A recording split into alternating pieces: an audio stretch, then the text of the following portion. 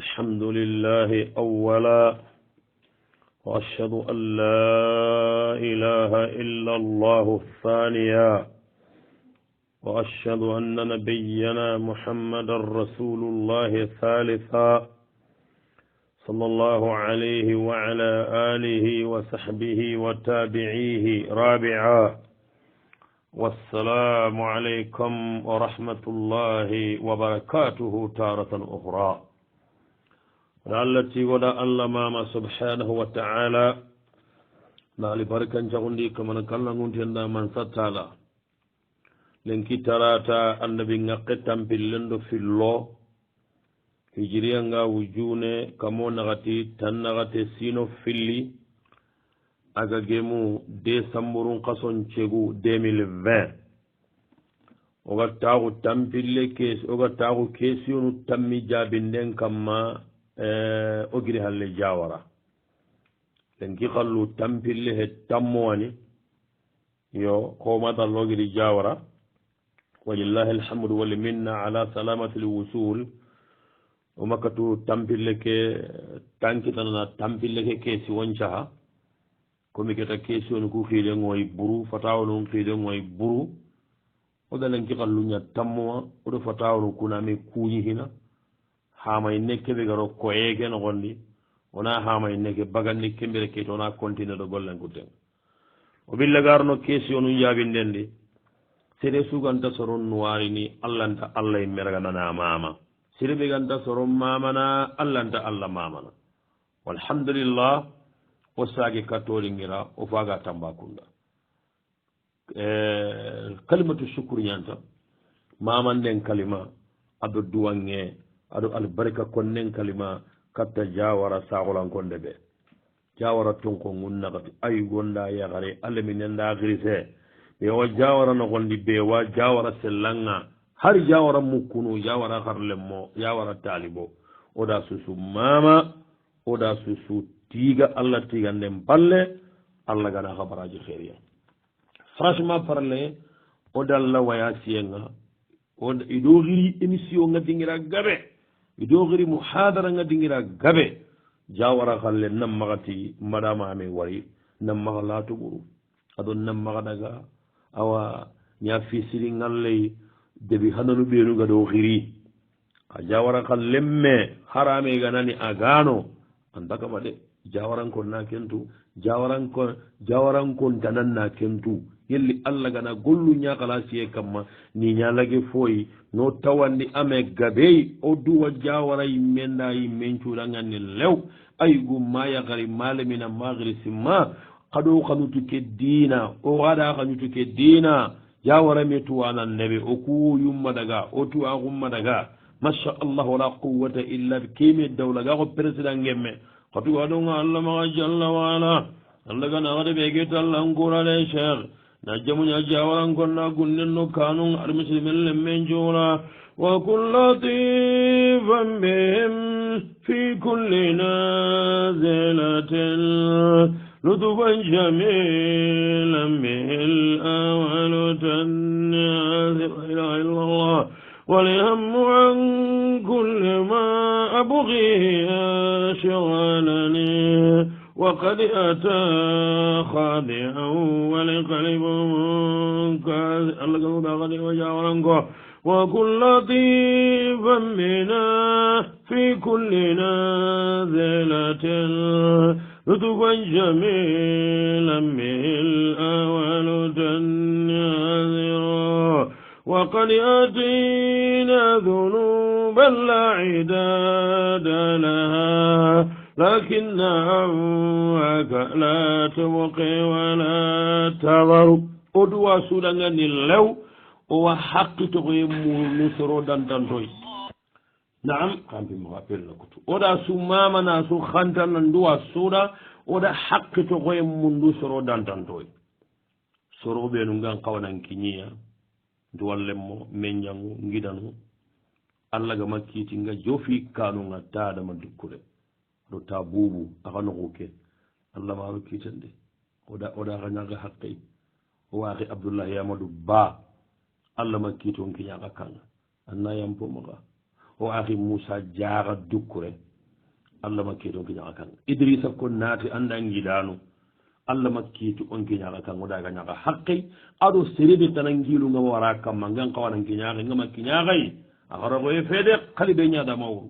debuɓenuga aka kaaro kuygata kanu on ñoofi Allah gamaro kiitendi haqqati liqi yenda oɗi ñaga haqqey wasaliya sere hillandi ɓe oga ñagana haqqey yagare suugani sorene o jatigara key hamuja banu kaake yagare wo yagare ga giri tanum pilli kamma angaridiyama sorene oɗan ñaga haqqey o duwanna ellanganalle mum xeeri ñiga noɗa aka timmandi aka tampoɗa aka jabari oɗa haɗa ke imbentewo yemmuñi oɗa Allah gana ke futti haraxoɗa haɗa arjanna hankamum lunga wa salisa sede sikkandi ɓe oga hakkatoko muruniya jawara yagaren cullew hohoga tawi mo hadara keɗi kaga makka to walla oɗaga ñaga haqqe a sago kilu ñakkamma aga maga ñakunnunga aga maga sago kilun kamma o ñañana ko franci mogo ke kana toko xa taxuranga tout tranquillement oganangiri mo hadaranga ona daga hari mitunu tammixu lekkinaxay xana xa moɗingari tout tranquillement xali ɓen ɗo ke xamawru oɗaga ñaga haqqe seronaxa tandi ɓe oga haqqe toxo murnay xamu jabba kagu ñaxare ke dukkure yaxare ke oɗa ñaga haqqen kallaxare ɗon le ñaxare Allah gana ngar yaxale mbarakintoy na barakiraxa yaxu ke sere karagandi ɓe oga haqqe toxo murunay hari nganna kencere hina wara in kollanga awa basu sundare ayagani cheikhli kabiri alay abdou ba ayani de esima toxo kene keñe ngama trompe kegani soranu ku chefunga yelloga kiñe ati sere sudi poste idi ke wara sorano ñakara sappega maygande maga iyani tegama baga iyani nda simma masakay ngille jawara sere su qiide ngadin tampindi na abdou babaga bafulle allahu akbar cheikhana o sondome keɗan kaɗura sekh o sondome keɗan laga sere durgoton de agaro jawara ton ko gunnakata agaro ka sudanna simmana a campagne no ña tanjimum mogo ayin kollankusi a sahinten ni anta direne anta gajanga oɗan tuga ɗon togo Allah maga cheikh oɗan ñaga haqqey annagaye a su tambiɗoyi a su suhle ɗo battenga surtout ange alay abudou an tuga ɗonga Allah maga karagundano cuwa ke nogondi keta aɗo karagundano cheikh abbasanu andanka palle mo oɗaga ñaga haqqey kagaɗaka karagundungara ɗo o sabunga Allah ganoɗaka koyme jamuɗo heeri kamma yellogana me xibaru surummugu naam asuadu li awalu keso hana ɓe gayere ati soni gan kanni nanti a kiñe aɗo a joofe différence nginaxa ba yogonati a kiñe yogonati a joofe est ce que diga mbane ke ane kuyba walla différence nginaxa aljawab onati axi keɗangani jaaxe ngeke maxa ganne a ñimmaxa isuna diga mbane yay xo jamanu nganta bana soni gan kanningama xooɓe kunati a kiñe kunati a jofe ana suuni mana bane añinge maxa keña ko angañangana walla diga mu yogonu a e gadagankondo hayranko walla gadagankondo malinkonna masalan negal lemme oko gambi xa nanganati katini negal lemme ñe komi gadagankon kuntini ngila ñaxari lemme bon o kuba anganati negal lemme kenni angira ñaxare anganati negare me kenni ko angatini nkama ñigo axana sa nangani nkomoyigo ammari yaga différence enan kunni negal lemme yogonta ke konno yogononganati negal lemme i kumpasimono ko an kawre meñani il faut annanti i kunna gina ñagari lemme ngede simma ko ke a kiñe a jofe xani ke moxo ay xanda mugu abdourahmani korera sabu sere gidimaxa gadaganko negal lemme aga français kota ɓega xolenki tamakkununga maxa sonenken xanne ke siri nda simma ada kitabe ñimme wallahi de gellingama trompe ngama mungu ngadaga france yeri garin kuñoga masalanga igata keɗigami hitta masalange keɗi ngama trompe de agaxo a kengati différence nginaxa ati serengana giri xay aga dagana ey keñani xanati a kiñe xaga kattaxa ku mbenuyi xa continue a jofe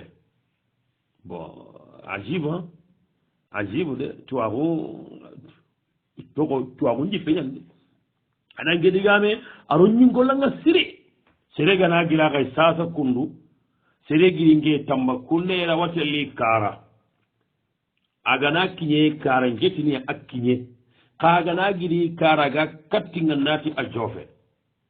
naam wa sualu thani keesi wo hillandi ɓe gayre ibnuhu afsada lahu malan kathira atire ñigoññanama tiɗa jagundini a jooɓe ba adana ɓuri gadi gadi ñaragana bonondima ha ken gadi yonki ke toromoxoɓe aga xoyre mekena xata igana woy bena ga xoyena mara han katay antina ko hariga maga sara ike jikkennire muñadi halle ankenna ña saabuy inaɓuyena ragana bononi kemena ɓuru xoore ko kenkori bakki inkollanga a sunonda hamminda gamminda guttu minda suusi igana hari munguɗo golle ki iganalle mine ke wara ga ko inkenaye itina sagundowre ona duwida igarawo mugunu ke xibare moxoɓe aljawab onati axindangane jaaɓe nasalullaha an yukhlifa alayka wona allah ñaga kasara keɓega ɗankita ya rabbi allah gana hosa kasara ke battendi keɓega bonanga arna hosaga battendi agam pasay nanñunu wun kafartike kasara sabunga wasaniya nga hillane ɓe konona naam ke toxinteñane na ɓuren mono e a toxinteñane surtout aganani ana maña asdankaray agana golli wayasiranga bon iɗega xenayi masket walla imbero walla fayanoroga xenayi kena wañana keke nummuñiyan neenni honne dinantaganagadi pour tout partago o leminan xibare anda mugude miga bonnamaxana ɓuru ku bonomoxo ñimmi encore a tunu ke muñiyan cote ñani xa kesu ka moɗa axi ñaga ana sabari maxa ɓutan lemme ke maxa xata golle ke toxe mbuga ñingolanga digama ita annan ndoxayani kilun toxamedi o jokkiɗo kane kole kane allatu hoɓe gari ngara kenkonanda allah na saha nan dangena ɓure bonno haragana ñagandalle meke kittelde wa thaniya hoɓe gari ngatandagani annan muguɗo xibareke hunaka man hasira maluhu wa nafsuhu sirigo wonu anke bagata naɓuru ñambono yogo wonu a naɓuru ndaren men cum yogo wonu a naɓuru mbono a perde yonkinga anke mamugo abata nantidiga sigi seren ka yiɗa kari iɗa xa senu ngutamaxa anke mamugo bandinu inantidiga xenu serenga a compengana kari iɗa xa senu ndaga ndimangen da naɓuru ñambono angin meke nganoanga honden minni allah meke xa wona wo sombin minni alhamdulillah rabbil alamin wa dhalika fi sikkandi ɓe ngatanna muguɗo ke xibare kena ɓuredi gabo yemmoxosu ntimi kena ɓurede gabona maxa ntimi a ñanda kita nafore keke mankita donc amulli warabiyan hinaxa tanni ɓe ngatanna muguɗo xibare ke fonne maxa anniyananta ga xan nan lemmen kari walla ga xan na xata parce que keɓega allah bange andañemene allah ma kena ɓori hana kinanga unta xona ke xa halle hay wa xamisa saabu kargandi ɓe ngamu ndanna golle ke murondi honne anna tunanti arawañanan lemme ke war nanne hatina ɓuru igam puno kuwa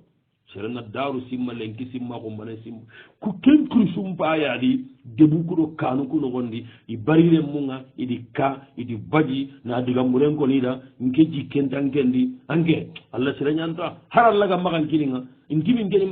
ani nkegi mbala nkegana kara ngi mbala toxo kiyamaxa ke jasante ke yaxari mbur remme ke ana digamumaga foguxa tep yaxari ke ma wattaxuno andatagutini xeeti ana duna girnay allah wi kammundi jalla wa ala hinu naari haraaki lemme ke naari tere ana ñabbanna xoore ana haaɓe ke ɗenge hiijunga ana haaɓe ke kan kara ana taga kempalle geta haaɓe ke na duwa lemme ke ɗa an mbaga yaago wakkundu ankara yaagunga an kemma ke siman lemme ke ɗa seren maga digam ngurmanga fakka ken mogo maña hinu kuna allah maga hinu mbilingenea wa sadisa fiitum mundi ɓe ngatanna golle ke ɗenge hakkile fonne anda mugude masha allah wala quwata illa billah soni gondigame boneɗa gooro aɗa wariya an gatan naɓuru kubbono toke gandi allah manku naɓure hinama naɓure gandakam makaha keyani soni o gati boneɗa gooro aɗa wariya fo karewe fogantamaha kella wattini iren meñi naɓuru bonondi ala wa sabian hiñorunni ɓe gatannagani annan muni rubbama hada hayrul lak aɗa wañini an keerim payi andan kunaɓuru bono e keyani kunaɓuru kasara ipperde aɗa wañini ko haga baratande hi hoorenaga ñaake ganday aɗanna sabati kinoyi no ɗuga neti allah kiitunga na allah kiitulagani tongondi odi wa sualu salih keesi wosi gandi ɓe gayri banadaran fili biladi acina europe wat ida kañata kaptali ngana kan i kantaga lewmaga ñemene hohomi keñi ha abadi kallo yimañon toxo ifaba jaga ifaba da ikanka ki nillo ifaba ma nyon to iti ha benda ala baba kundu yeti ki rakata de mekammo mbotenka ngamu nanan tagay ngara taga tege nanga ngamu nanan tagay walla manna nya luwayen an genna kello an kagu nyagarin billandin to amaro har nyimme ma to an nyagarin dugun nen to baba ngana na bakaya ati kenda ni ha bada ka gore taga ada kenkaro ima to nya yati habati angana kebugu iya tege to ngasu iraga da kabe kinamma yo bosi namma iki afona nga iya fona ndanna bunjuwa agalibine kiti fonne si kedi wakansi bo ina hankonda garantu hina konsaye be go maka katibil lagarni maga daga tawara ya gane gon aljawab unati agi kira ngani jabe in kana al-amru kama dakarta angara kobo daga naga nya kundu wa ina ndamba dan kallo imanyon to am baba golle ke magem haba gonni haqqto sira iqsa gonni haqqto agolle ke magemu de o ganata golle ke ngemu tan mo gana kana hari naga handu ganani hara ganna na bure wutamma na kini ma nyonga naga ha am baba gana fuqare ndawri tuwano yogoti lemmen nan kawana kenda bari hara gana ga wajabang lemme su amma dan baba naga hannan ga jabang am patugu nenuku ya matugu nenuku ya ne am baba ya garin kutukuni naga baraki mun ne nyani ado baraji mun ne ado tambu sile na rondi ka amma naga hannan ngajabang ko naga hanki bare ngendu ganni bane habiga na ilem be naga hawtu naro ilem me gari shutu naro ya garin tugun ne naga ba sunta ke hisire mane yani hobiga nyako kamuma franchement parler nan jabari keme kam akhote nyani akinga tukoy da kankina mai kinno ke c'est pas comportable de orda kun kay jene mai akinda kenkina mai volontairement ay men nyagala gara kanta gara aramma to go bo anan kawar anyi me gara nyagali bele anyi men an kallo amma to to go ngana angiri tambo tenga kanan dawo ko ikira kallamma to go il faut ku yiganan kallo ima nyon to go nga papa ndo lambanda ko yere sirde kaganda ari ke su kamma ngiga nyawarni kebe sabari annam muñi anganari magaduñe digame ke digame nangiri andam bana hawara kake to amma tugunne ke to anani tuwa unkunga nanti allah ntaya kalle gananya ange nyaga na daga arna lato walla be gana daga anya fondire anke makini am baba ndara to go anke makini aka golle ke mullinna maganya kite yi maganya pirti parte maganya mankange suwi lew mani foni nga tan na golle ke wara kundu sarnam pakken qorani bu sarno ku tammo nya ido ko bo awo mala gara ko oranti tu wala nyaare mbayran ko nga tan na golle ke boroni to munya hamba ka shari'an kara luwan kara hakilan kara kha angen namuyi wa thaniya hi hillandi be nga tan namunyi sabu hillandi kudo muskilam ma daga wari andam baba na ka kanda wore me sasa anna ku sarga perdi foyi agan koronta ke kai wa thalitha sabu si ganni be ngatan nan muni amma daga kake busi amma ai arawa ke toran jakkamma kam Allah ga mode ma rawan ma hollon ta gura mendi do ke gella ken do mati amma nan ngure agam pushere warabiyan sabu na gatandi be ngatan nan muni Allah rawada ngani angana ke golle tori mo gonde angada muni Allah na fatihu khore nganda ngani angada bakaseda wa khamisan sabu kargandi be ngakko ngandangani ho dambe ga wurunu lemmen do sala na ko tambo nyan ho ga wuru serendi habana ga serendi imana ga billahi wallahi tambo nyan ho ga wuru andam babana ga anga gayam babada tambollo anga magaya da tambo nyan anga doronni anga da barake mundu tambo nyan anga doronni anga ma barake mundu tambo nyan anga doronni anga kawam babai tambo nyani anga daron anga makka wampa bay akoltu manga tampi tambo nyani ang o abi isa jawara sere kumna gambi sara bulongendi yu ardi ata ko tenga sere kumna wesi fili masjid bilali ati garga sa harranga mati libya ba isa hari ta hana ido na burim pakke sugari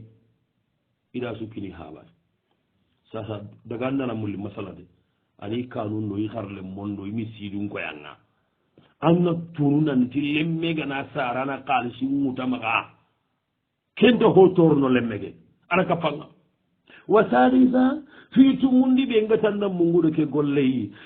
lemmen nan jewu saranan katankittaɗo mañono kuway lemme woremme angamammogontu tan annan jewu an paaba katankittaɗo a mañoñay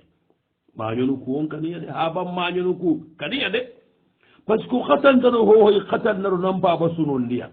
baraken beti hohoy barakenni nan paaba ñagalin ndiya haragana hoore bari agantakawa gadaganu allah arna laato pappal allah gana pappan kollontaaka ndi yimmen allah gana pappan ka kollontaaka yimmenni ko taɓe gananaga kama tubindena sappen kiri mappenga keɓen aɗiren mo ka pappanjenga birene kada mullingara a ñagu urwa ñakke kada barke ña tallankita kamana barake tallankita kana kisi hatanga mañunu demba diawo boccolage abdoulaye traware salle kegam maga soringo o gani faransi i kuñi mena mañonu hondu ina mañonu ko waxilli ti tandoron tugo angadu sere an tandoron tugo nganañanga kennan kotam maga angana hañi jamande angama kono sere mbaga katay iti mañon togo ñani tandoron tugo anga sira tongu ko angamam mogonto an baba ke mañon karanga ta allah gamandema ngarno hiiɗi wa saabia hoɓe gani masha allahu la quwata illa billah ngatannam mo nguɗo ke golley an babara hoña ganda an basu ke kay wa samina hi segundi ɓe ngatannam mo nguɗo ke xiɓare naam question nakatandi ɓe gayrati yakre ñani probléme yogo a ngare iɗi yaaxin naxa i yaaxiigo yaaxitinde ñani a butiya ko a ken mogonni keñe honne gana ware aɗo seren naxa a billaga digamu nanda ken ŋuccellatono de ike ɓane hede kenna ken mogon ñaay ida xawi nanti wa message ngallayi me soronti maxa tampe a wallay bawandan jaabini i xamaxa waray iyo ketawo igana toxo kundu junubu ñani aba ke andila sama iga cina tirne aljawa wona tanna jaabe in kana le amru kama dakarta angana hinkomoxo kama dakarti angana hinkomoxoɓe a ganani kundu wagani xa axi kenanke jiku kemaña de kemaña allah ɓe gani allah subhanahu wa taala kome ngana hooda bara ngana tuuɓi anan tuɓullagana xa axe kegen bagaɗa golle keñamoxoɓe kundu ndimi allah ganna ña kundu sereɓe ga kisini a roxono ade allah ganati sereɓe gani kutañe me in tuɓuntaxayi halla ñillentaxayi xantaxa lingono o kuɗanki allah kute in coxan xaye koto kota golle mbonoto yakende de axa axi keɗanke jikku waɗa allah ñaga yelle allah gana ke jikku bugay wasaniya nga hillandi ɓe konno sereɓe ke jikku ganna a ngana hilleganta walla ando ɓe gana gaja anke muttu wattan andaje wona walla hinuɓe nu gara wankaman ndema nanna ke jikku wara annatu nante sere sere jikku heke annabi ñimme jikku he sere sere jikku he woli jikku he nan don gaja ken jaharen domaxa ko gana gaja o ndaxalingono ayi anganatu nan dampa jikku a kamma de ankengara sere siro su toxo mugu soronga kawa ke jikku ndey ako kan kawa ñaxinoɗo sere siru kuwa wa thaniyan saabu hillandi ɓe gande mana ke jikku walla annatu anna allaha yaqbalu tawbata an ibadihi nanti allah ɓe gaɗo tagano birandino kari anaro kare anaro wulli a keñimme o komon tubullagana sakkanɗo oku komo duuru wa thalitha saabu sikkandi ɓe gan kawande mana allah ke jikku wara annatu nanti getanken kante futundini gellagaɗa kegaɗa howaɗa wara gagaɗan toro an kara hoñana séréaga torono de waraɓeya saabu naga tandi ɓe gandemana awa masha allah wala quwata illa billahi ke jikkundamɓe walla annatu nantan togo ñani séré séré wo séragaɗa wa togo ñani séré anduro ñalle anduro ñandagana an garni kittu ñange manga angane telle kittu ko anan mberni allah séré naɗu togo kusoromaga wa hamisan saabu karagandi ɓe gande mana ke jikku walla anda nan dangenni komeña allahanta hohoɗa anga butumo homo ko antoko komoygo komo yakare allahanta hoho ñana sereyi allah ni kamane abane koti jalla wa ala o su komo kiɗo ku komo ɗuru keta o allah ɓe kadi kamane agana butogo nati allah o togono o tuuɓi a nati ha ndako togono aha anga to ko kankaname togono wa salisa saabu tummudiɓe gan kawa seeɗen nde mana ke jikkundami anna bogantagayenga annan cimmeno kallen ko taganake ñanga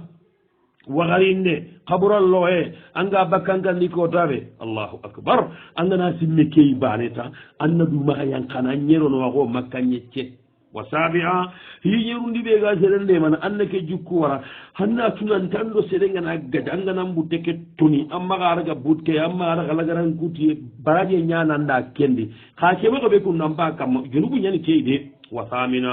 هيشيغون دي بيغا نيمانا نا بوتك ورا نا دو نيروني نا دو نيوكوني هدما غونغا أنا تنان تندو تيبيغا غجا أنغا بوتي مو غومغو أم بوتك ران تكرني ما ange mbe aga yagara ambagati ka butume ama se handa aro sala gangara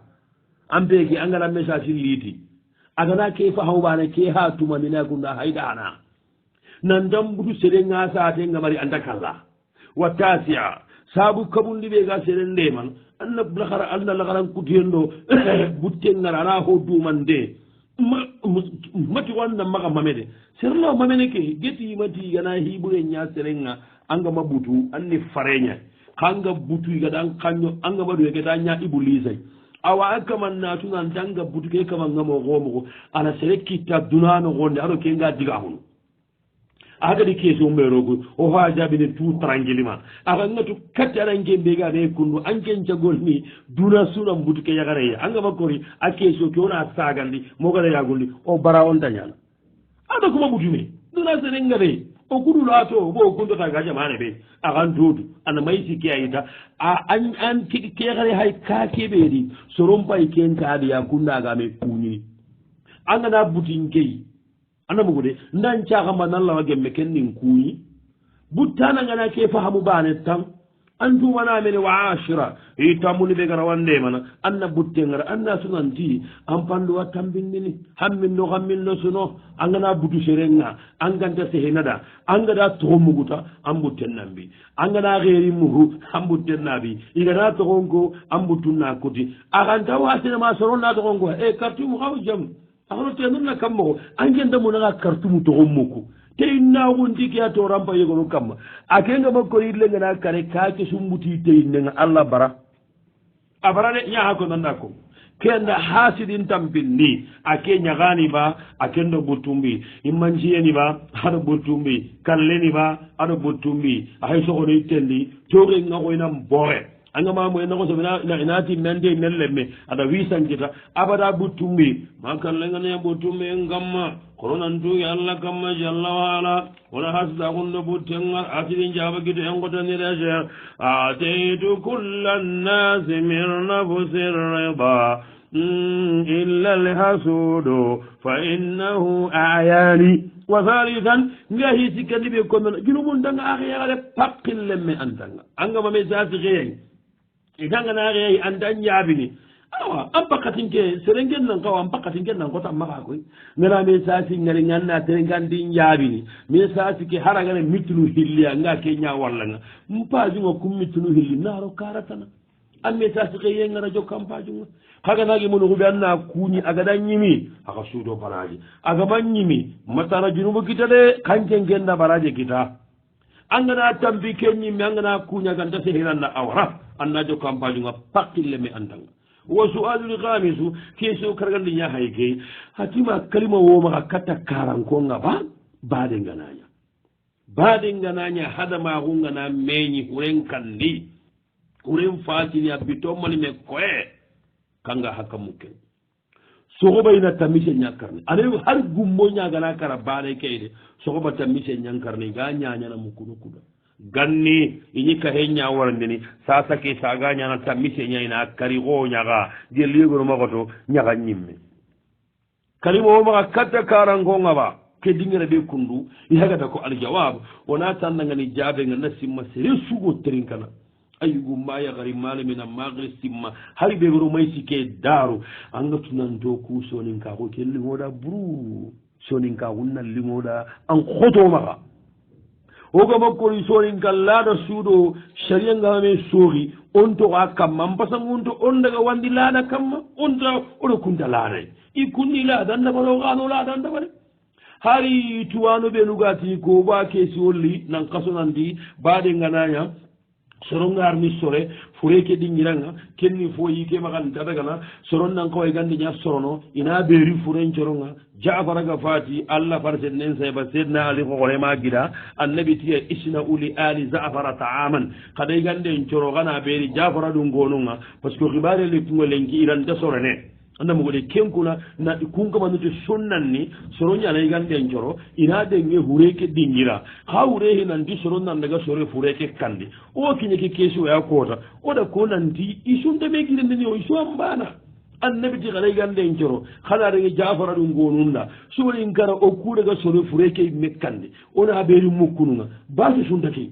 kesu hay o sorin kan ke kan koto maga hari ga nati laada be kabe ona heere nyana ado hari ce de ga me walla bolen kille mu yegolu laada gade ona ko soto wakabana ana laada ki kan kawana lodi ngira be non na ko sa sankoy ko kebe kundu wacca mbaga ko annabi kiye kada gande en joro kana be Jaafar dum gonunga lenki awo fati nyane maga o ku kiye ke zaza ona igande nya sorono hureke meka ona beri mukununga kesure bane kesure hay na me dema sonin ga ko ken koto maka limoda o duanga sonin ga ko arna barakirai ka o munda sonin ga ko ken tenku gajangun nan kar onya saxe habe go gulu shingo mo gobe fitna na maganya anda mugude logo yem maka daganya ka kendi mo gosu kento kabana tongun kon no sonin konda kese hebe kundam pagara ko ken daraga na de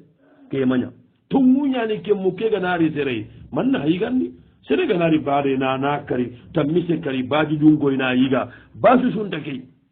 kare huren fati halle koye bitona kati karaji koye iga ta ko kama ga huren kandi tiye nyallo iganden soko banga tamise na kara akhi torna ke shay aganani de ya gare kebe kina ga fati amana ngutama na haklenta kunni kera wanyana walla ya gare kebe akina ga fati agira nyagare na bitolo nga maga dono kella wanyana ka hakkan gida nyagare chullew hay ko saka kakidiya aka ka hoho gani bayi ina ko sako kandi hoho gani ne gal lemme anda mugude gida nyagare lemme ina ko kari kina ko sako kanno wonde ken daragana lagarunga miga mungudo li yimmi kaya gani nan luwa hureke na bay kunyi ni soyne iga sangana aga ko iga nyaganya walla iga xewunyari corona ke wona amanya kono mu ko ko ten anda tunu mamu kella yankanga anna faamude anga mamu limi alla kutiye na ko sanya kenno gondi wasale ya nga hillandi be konno kibu ko be kundam pa konno sasa hurenga na fatina ko yenya huren kandi igati ye nyanya man tora be gay lamu yafu alhu shari'u shari'an gube muhammadu rasulullah ama dabari amo nyamarona dabari wasaniya tora hillandi be gay faydan dai aga fayda gando honga aga banga be tora nyanyine wasalitan tora sikkandi be gay masha Allah la quwwata kembran danginde gaspias igande be ga sorone kedi la ilaha illa Allah ndronga di gumbonkara tamisonga kallaga ko pati warabiyan tono na sandi be gay agana hureke dum ko ndorono kani kombo ligi maga kani kanu ligi maga ikuru imara agana na gasima wa khamisa hi kargandi be ga tora kargandi be gay yagari ngabe hay sakka hureke kara halle kage gondi koye gollu wa magi kinan kandi kunyan qoto nan andama yi kage kedale amardo baade ke baade kara on do hurando on jankimi alle mun am balle ankina wam balle na kunto pita kinyan qoto nan daga tawo kakeli koye wasadisan hitu mundi be ga koy nan nan tiki golle kunu tora ngay anga ma mulli alla kutella bakka keli nyaha ko nan naam kembire keta nga hodona be konno ke bakka di kammo ko sonin kara ho hana debugumu yan kawa karante no o deben no gon fati ga nanya deben no gondi khalas bi do hilliga dangi do sigi afrikan sabu hillandi kudo kembo gay kagumu ho ga dalle nyagare kala ga kinan kan kada ga kina kumbana kasundaga anyame kasundaga ila nyagare lemmu kayl ga kinan kanu gelidde gumenga ma ko walla ganta seeda ho kagume sura ke konno ikandi amma famu wa zalidan masha Allah sabu sikandi be gara wokki ke mo gondambe baade ke gana nya ga gondi aga ne ga sogono ka go jaga nani ilo tittendo so ngame awa iti hammi o jalande aga he kalikatte warabiya sabu na katandi be ga ke sabu kudo kenan buga di masha Allah wala quwwata illa billah agangiri igandulu mun torno ida onna billahi kada holdo duro nda on kure kotana kota hana hondo duro nyal buru mari kahemari bita hillandi buru li honde nyalli kahemari i mesare ne mokkale ina daga wa su'alu salisu kesho tumunni be gayren kunne masha Allah la quwwata illa billah soni ngara ya garinga sheringa ya garen mundu ya guntahi anyeme koy gaci kusul laganne lasimma awa soni ngara shiyo e mani e go kedi merle monnari masha Allah nan diru ko so keraga keta ke garangal le mundo atagal le mu ina daga ko so keraga ida anari ina rondi kombe no gondi ina sunkano sirip keta igo kemme nyangu ado aya karin ko so kemme nyangu kunga tawno kuralle mi wata e girindeni e widuku ganni kembay khaaru e nyame ya gane ke wurno ale naraga kali ngara ndamba na ma ga wunu ma ga daga mu ay ki khaaru jo ndar kombe no gondi hekko ana kuru ka kure keda kiyali halan nan ko musa sharia ngal hobe ko kedi la hina kiyatu ke kusul lagande al jawabu natan ngani ki haylada nyayde ago so den kara ko dingira sudi lada nasarno ko gullada ando ya garim billaga ya gon tappa gara wa nyana dome kana bugu ma ga lay jare anga du kunni hareta du ro anda mo gude o kudan kebe kun nampa konno kun ke lada be kun nampa konno ken data gana lada bure nyale ke kaban tenyal iyo igo kena sasa adi men nyangun ikapat email le monnari kunna daga ya gare kera ga ina kitela ga ida anari dabor kumba turumu yehina ina ya gare kera ga ina goro ida anari aro aganaru lagandi kombe kedi igo kemelle mondo ya haruku ayak ayakalun kuso kemelle monga taagulu sunga igiduku kullu man taagino asu harami indo hoyno aganda turungawo ando mo hilli sikkindaga masha Allah la quwwata illa billah aynan ku sollaga khadaru ko ben gondi an ka palle mo ku duru ya ne ma ka hiyade iduru ku ni taw ina masala ina gadu kaga na bugo kena daga kaga na bugo na di hori khajal ga tawe go yugo sollaga ko ben gondi kapalle mo ko taw no ko lem yuduku kapalle mo kanke ke gado ko so i renke kombe ngat di mullimo mi ga renke mi ga salatu ngule berebe kebe ga kera ke kubalo bondegilli ida ku kongo ida ni kun kado ken ko ngame amanya ya gunga korom ma ga mo ko nabe mari aga o ganni kembire ya garunga nari de ben no gondi awa iganari nyakan nam mukunu inaci daga talibon kunyi talibon namenye ketake yakan nam mukunu nari kunyi asuku su kambente anni muguna ndi kunda alibe talibo kunati ila gare gona abaga yakan nukuni len menci gundi inna lillahi wa inna ilaihi raji'un hay taxunu me kam ma ade jama talibo nju hay taxunu yakan num fay taxunu na baga talibo ku su hallange nya hayrini yakan nukuna yakan nambane bagandi ani kombol la rakendo na sugundi maga to godu ni ko dena koni idan karenka wala dibo kare ku kunca hare idan kare ta bane am ba kucunu ingolla kede keme golli haramunde serendi sinqeta sugundi wa suwalu sadu keso yonni nya hayran kunne atidi haba ikitra hoye goni imena dabari ni idi haba ina gaga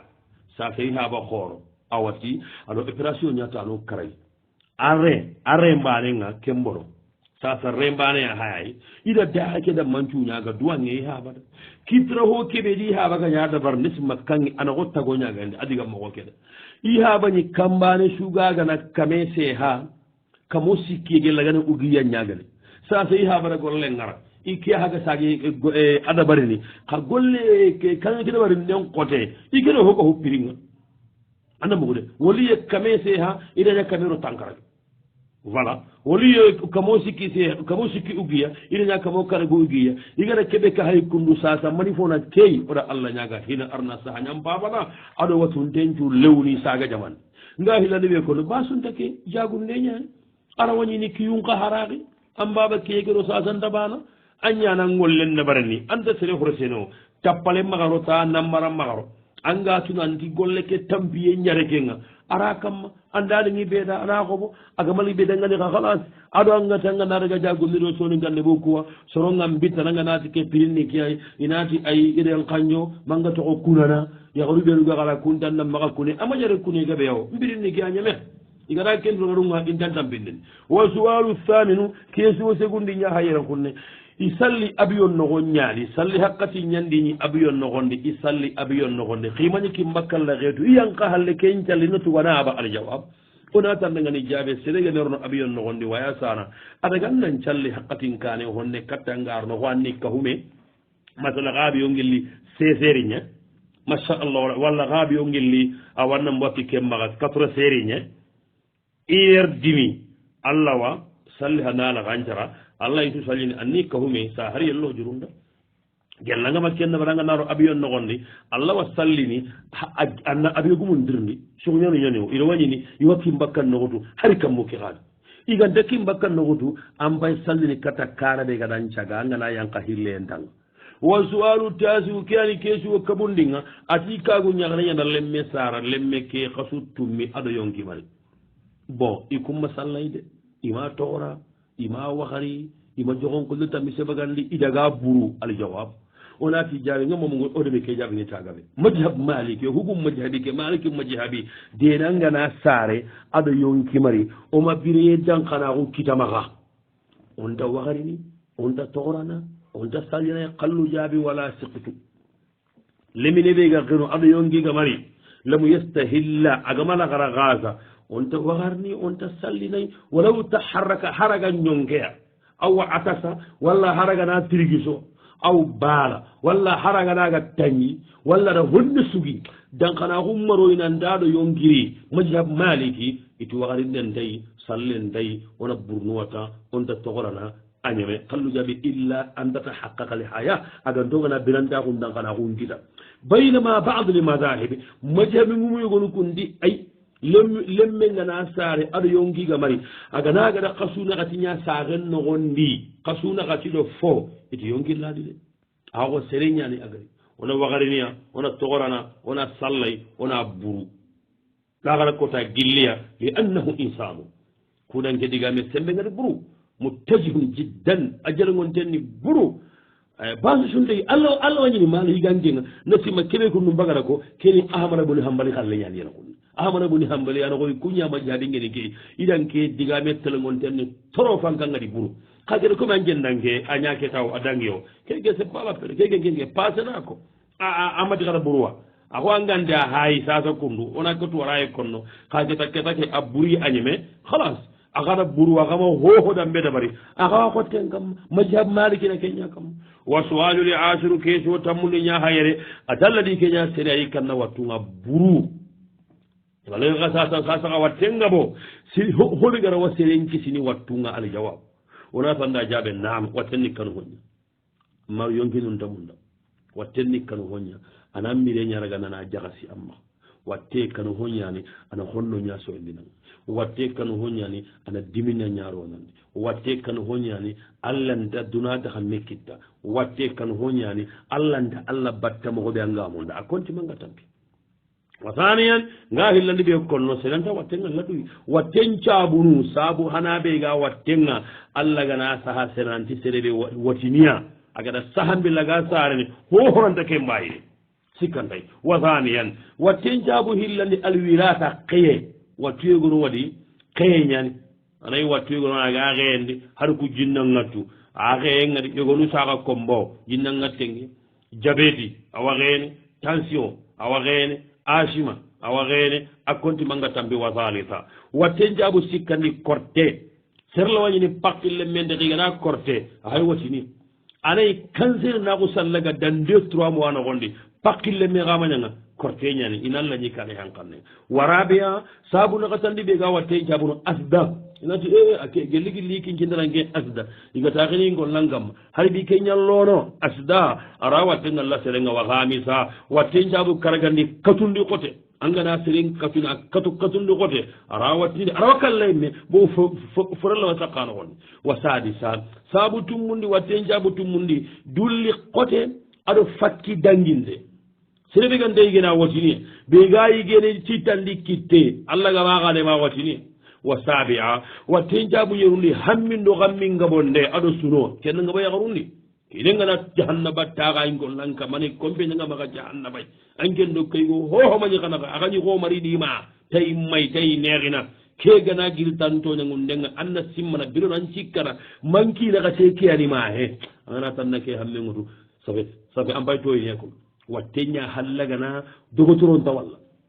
a naraga horengudu scaneri ndabari analyse ndabari pakkille men ta warni hammi ñangabo anconde ɓe aɗa allaga aɗan kumandi encore xenkene encore yigene wa thamina wa thalithan nga hi sikkandi ɓe kon nanda watten fayida xeeri ɓe ga wattenga hohana awa junubu muruganda de serengana hati anga kaji kattambilla ga gille an junubu ju bakkanga wa thaniyan watte fayida hillandi ɓe gayi awa sere jammana tubunga